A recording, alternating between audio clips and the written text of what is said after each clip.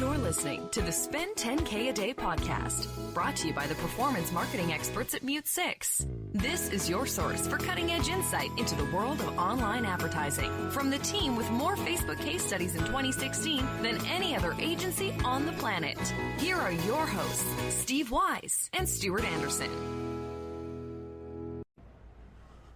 Welcome back to the Spend 10K a Day podcast. I'm Stuart Anderson, your single host for today. Steve will be back during our next episode. Today, we are honored to be joined by Erik Christiansen, the CEO of JustUno, a great platform for increasing the number of emails that you're converting or that you're gathering from the traffic that you're getting. So obviously, if you're doing a lot of paid acquisition, you're paying a lot of money to Facebook and Google for traffic, you want to make sure that that traffic is getting a great return. JustUno's platform helps you do that in many different ways. Erik, thank you for joining us. Yeah, thanks, Stuart. Happy to be here today. Absolutely. We've been looking forward to this for a while. I've been following JustUno for quite a while. You guys have been around for, I believe, about 5 or 6 years. Your platform has grown a little bit, changed a little bit over the years, but still a very, very large player in the kind of the CRO space, the email opt-in space for especially e-commerce stores. Yeah, constant innovation. We've been growing, so excited to share kind of where we are today. Awesome. So, I think first let's kind of talk a little bit about maybe an overview of your platform. It'll help kind of inform the conversation. Talk to me a little bit about maybe a 30 to 45 second pitch on what JustUno is and how it can help primarily e-commerce store owners. Yeah, well, it's really about, for us, investing in your current website traffic. For everyone, working with partners like Mute 6 for the paid acquisition, what we really want is for businesses to focus on their current traffic to grow a sustainable business model. Because, to survive long term, you need to really lock down your conversion rate optimization, because that's where you're going to see the best ROI long term. Definitely. No, that's awesome. So, let's use that last part there. Let's talk a little bit about like ROI. So obviously when you talk about something related to email capture, one of the factors that's going to obviously determine the success or failure of campaigns is really the value of an individual email. Depending on how many emails you've gathered and how much you're valuing those emails, you're either going to get, a high return, a low return based on how much you spend. So how do you go about determining, for let's say a newer store that doesn't have a lot of historical data, how are you kind of assigning that value to an individual email that somebody's gathered? That's actually a great question, and one that's really unique for each business in a sense, in terms of their product, their industry, average order, all that type of elements. But with email, ROI wise, for every $1 spent, email is every year still the number one category. They're saying about $40 to one spent, whereas SEO is about half that at about $22. Banner ads are the lowest at $2. Keyword ads about $17, which you guys know those numbers probably better than anyone. But when it comes to email, if you think about it, why do you get such great ROI? Is that it's free to send an email. And once you capture that email, you own it, and you can just constantly be every month with your marketing campaigns retargeting those users for free. And the open rates in a segmented email and someone who's interested in your brand, the open rates are going to be higher. Yeah, absolutely. I agree. And I think, it really is something that, as I said in the question, new store owners, they kind of have to do a little bit of guesstimation. They might project how much they're expecting to make from email marketing and then do some calculations beyond that. But once you actually have some store data rolling in and you see how email contributes to that, it's actually fairly easy to kind of build a model that you can tweak over time in terms of how much an email is really worth to you. How much is email marketing bringing in revenue-wise? How many emails do you have on the list? It's fairly simple calculations. Then you get a really good idea, okay, this is what I'm comfortable paying for an email address, because I know in the first 3 months, 6 months, 12 months, this is how much money I'm going to make on average from each person.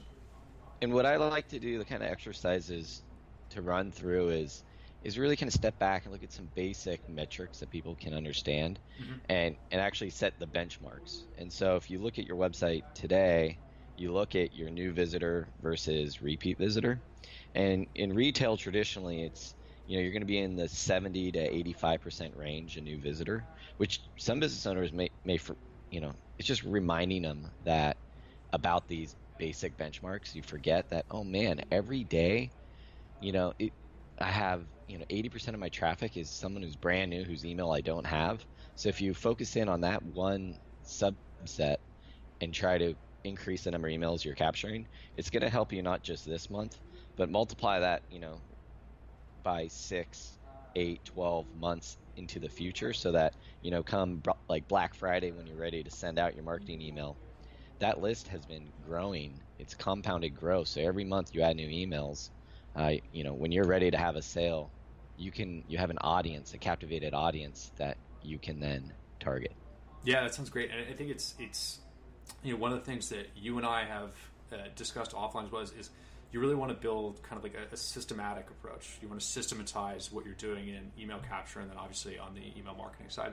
Talk to me a little bit about something, some of the things that you see that people can do with the way they're using pop-ups, the messaging they're using in their pop-ups, some of the on-site messaging that can help people build a better lead capture system, so to speak, or something that people can use to like kind of improve the results they have in building their list right now. Yeah, I mean, this is the type of stuff I love talking about. Myself, I'm a business owner today, and the retail business we grew from 2005 to 2010.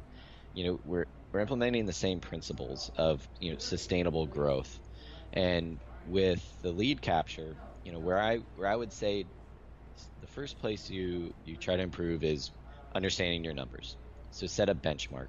What percent of your daily traffic, your new visitors, are you capturing today? Is it 0.5%? Is it 1%? We love to see people focusing and being in the 3 to 5% of their new visitors, capturing email addresses from them. So we start there. And then the next step is, how do we engage and communicate with these visitors? And with, when it comes to ROI and sustainable growth, if you're spending, you have your marketing budget for, say, AdWords or Facebook, that traffic coming in, you've paid for that traffic. And so it's criminal to not try to capture more information from that traffic. Half the battle is getting them to the site. You really need to focus on converting them. And the best way we've found for that paid traffic is that they're interested, but they're not sold yet, right? So they have a higher bounce rate than your traditional organic search traffic. So what we recommend is doing a giveaway. If you own your product, the perceived value is the retail value, but the actual cost on that those goods are at your wholesale cost or at your actual cost. So if you do a giveaway, you're actually getting double the marketing value for that because of the perceived value. So host a giveaway, and for someone that is interested enough to click an ad or to come to your website, they're probably interested enough in your product to win that product. So but they're not ready to buy today. So capture that email, and then you can drip on them. No, that sounds great. Yeah, I mean, it's, as we've said in this podcast earlier, I mean, if you're paying for traffic, you really, really need to make sure that you're doing something there to capture capture information from people.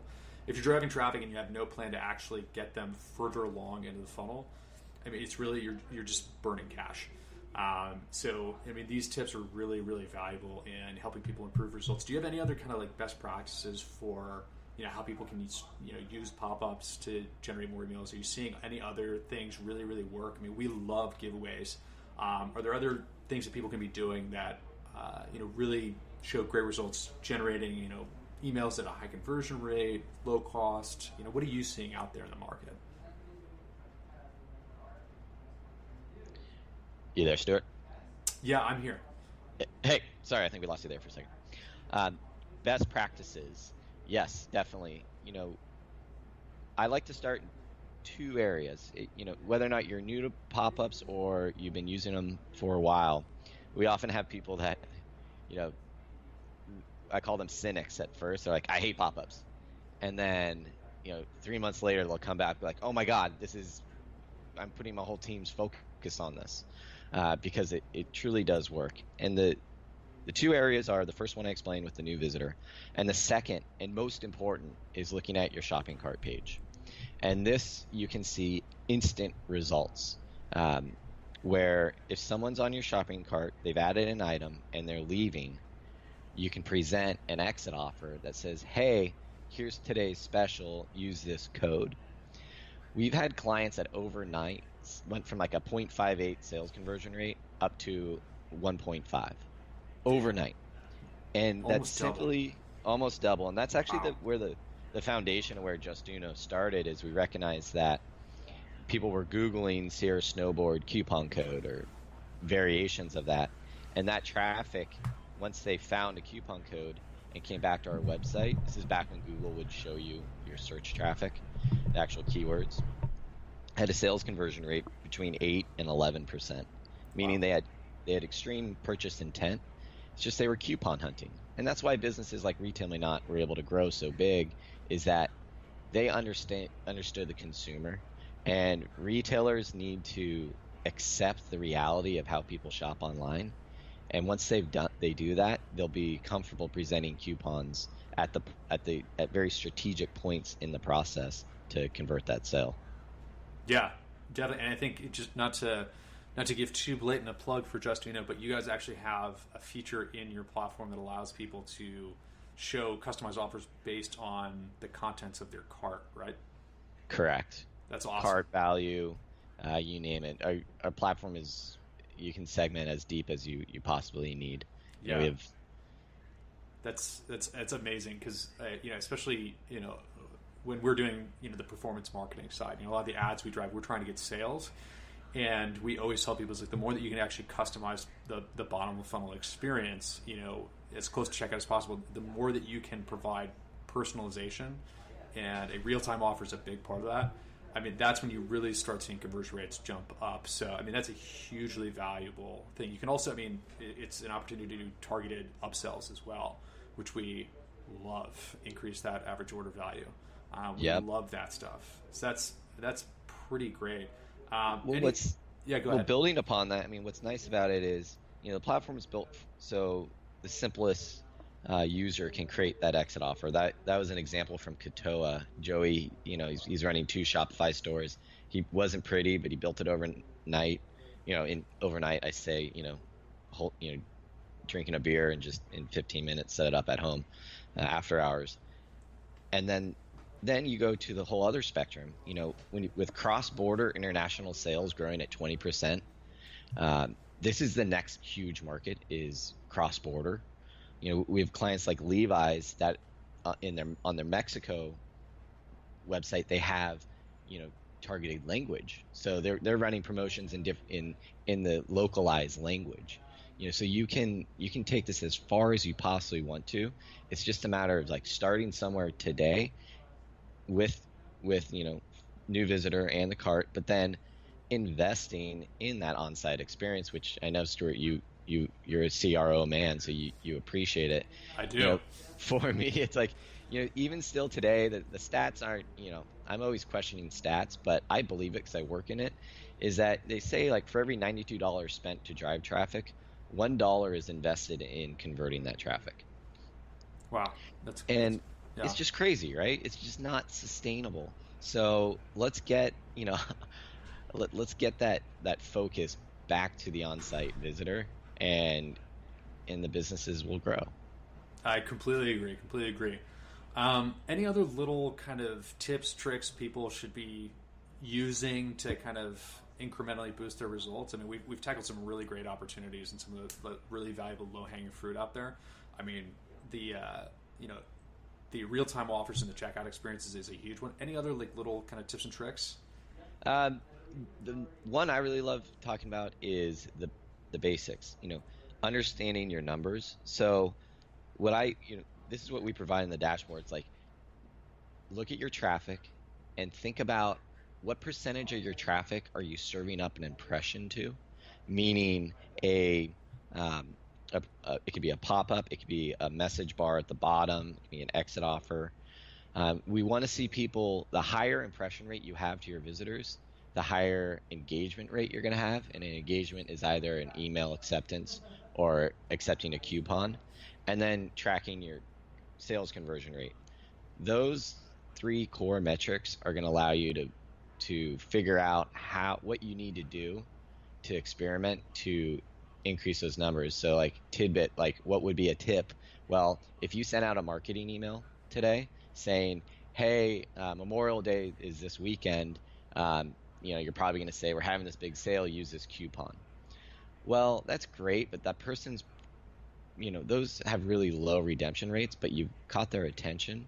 So what I'd recommend is when that visitor lands on your website, put a message bar, we call them Uno bars, at the bottom of your website or the top that reinforces that marketing message. And even match the branding, because you probably are going to design that email and spend a lot of time on that email. Well, let's take the extra effort to spend 15 minutes, create an Uno bar with that same messaging and design, so that when they land on the website, the marketing message is reinforced and you have a higher rate of purchase. Yeah, I'm gonna add to that, because this is an issue that we've seen with some of our clients and a lot of e-commerce companies out in the market. Your point about reinforcing that market message is great, but also stores need to make sure that they don't have conflicting messaging on the on-site experience and the email. If somebody clicks in an email and sees a specific promo, and then they go to the site and they're seeing something else, that's a big issue, especially if the thing that they clicked on and were enticed by is outdone by some other offer. They're like, oh man, well now I can save an extra 10% or something like that. Or if they're seeing something that confuses them and they say, oh, well, where's my offer? I'm just seeing this other thing that isn't related to what I clicked on. You'd be surprised at how many times we see that. And it's not intentional. I don't even think it's due to kind of like laziness. It's just sometimes, especially in marketing and e-commerce, there's a lot of moving parts and it's easy to kind of lose track. It's really, really important that if you're investing any time in trying to create these promotions, that you really make sure that people are seeing the proper experience, they're getting the proper experience, and they're being driven from email to site to product to checkout in a way that makes sense. You don't want conflicting messages. So, go ahead. Well, yeah, no, I mean, a couple points there. It's for me, it's like you get out of it what you put in. Yeah. And if I could inspire anyone, it's like there's only so many hours in the day, and retail is just brutal. It's trench warfare. You're fighting for slim margins, and your days are crazy. So it's like carve out that time to focus on your current traffic, just as if you had a brick and mortar store. If you had 100 people walk in every day, and 80% of them, turned around and just walked out, you would be freaking out. And if those remaining 20, 5 of them walked up to your cash register, and out of those 5, 4 of them dropped everything and just walked out, and only one person purchased, you would stop everything and try to fix it. And so that's how we want to try to relate it to the online experience. And so it's about getting to the basics too. That same brick and mortar store in the front window, every holiday, you're replacing those signs with, you go into a car dealership and it's like Memorial Day banners everywhere, sale. Then or maybe it's Father's Day. Whatever your local holiday is, your grocery stores always dedicate an entire alleyway to that holiday. So, simple thing is holiday calendar. If you just set it and forget it, your pop-ups, you're going to have good results. But if you actually spend the time to tailor that promotion to the current holiday, you're going to see a higher rate of engagement and sales conversion, because there's a sense of urgency, like, oh, this is their Memorial Day sale. I better buy this now, because I don't know if this sale is going to be around. That the consumer psychology starts playing in. And then on a different kind of fork is talking about, you brought up the whole chain of the experience going through. If someone's clicking, if you're running your ads, your paid programs, you're investing, Mute 6 is investing a lot of time into that campaign. Well, if you're driving some to a specific category or product, you can run personalized promotions where if they are leaving, you can present, hey, we see you're interested in this shoe, would you like to sign up for a price drop alert? You can do, that's like level 2 or 3 of things that you can do. But, for the most part, that's where you start getting into some fairly, higher level CRO stuff. And we probably shouldn't get into that today, but, once you get started, you'll really start, it's a fun game. Yeah, definitely. Absolutely. Really, really good points there. We have a few minutes left, and there's a topic I really want to discuss before we have to jump off. So, obviously, Google and Facebook both are kind of, they're both very conscious of on-site experience, user behavior. They've started changing policies regarding how, people can use pop-ups on landing pages that they're driving traffic to from paid ads. And then Google also is actually factoring, especially on mobile, I think how pop-ups play into like the SEO process. So I think you can get penalized if there's something that, is it a pop-up that shows within the first few seconds of somebody? Yeah, a full screen takeover. Yeah, on the first. Yeah. Yeah, and then Facebook, I can tell you, I know that their policy now, when they do manual reviews on landing pages for ad approval, I'm trying to think the exact thing because it's not fully fleshed out yet, I don't think, but they have restrictions on like what kind of settings you can have on a pop-up. I think exit intent might be problematic. I'm trying to think off the top of my head the exact policy, but if you're too aggressive with the pop-ups on a landing page for Facebook, they might ding the ad. But I mean, that's fine if you use pop-ups in the right way strategically, especially on an e-commerce site. You should have no problem kind of getting approved by Facebook. So, what is your advice to somebody who's like maybe a little bit nervous now about using them? What tips do you have for people about creating a good, effective pop-up that generates great results while also kind of complying with some of these new policies? Yeah, I mean, my advice is always stick with best practices. Yeah. And that's the type of thing where our team is constantly working to keep up on these policies and documenting them. Where if you even Google Google's policies on pop-ups, we're I think number 2 right now. Mm-hmm. We've been documenting this with the mobile and the desktop for a long time. So best practices, they're always going to change. The game is always being updated. Right now with mobile, what I like to recommend is look what the big players are doing in the space. What are the Macy's doing? What is even like, the news outlets, what are they doing? And follow in line with them type thing. And so with the Google mobile, what we recommend is we provide themes that are mobile friendly, so to speak, right? Yeah. So when you actually create a promotion, we did this, I think it was 2 or 3 years ago, we actually separated our platform. So we have a desktop tablet platform and a mobile platform. So when you create a mobile promotion, it's a different experience because we recognize early on that you can't just count on responsive design and expect that experience to carry over to mobile. So that's how we've really approached it from the beginning. And with that comes the best practices.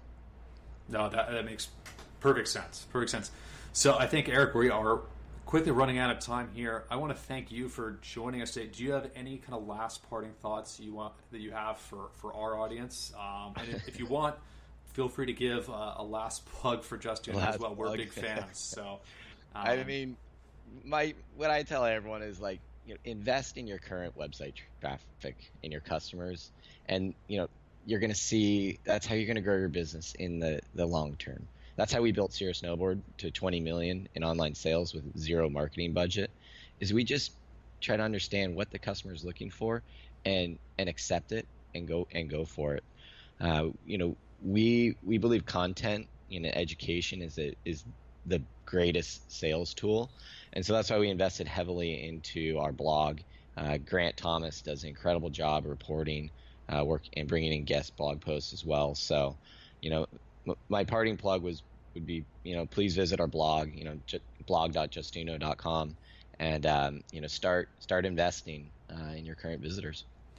Well, thank you, Erik, so much. Again, this is Erik Christiansen, the CEO of JustUno, who's joined us today. We want to thank him and the team at JustUno for making this appearance happen. We are going to be having more great guests on the Spend 10K Day podcast coming up soon, mostly from the Shopify ecosystem. If you have any questions or requests for future content, you can email us at podcast@mute6.com. Thank you for joining us for another great episode, and we will see you next time.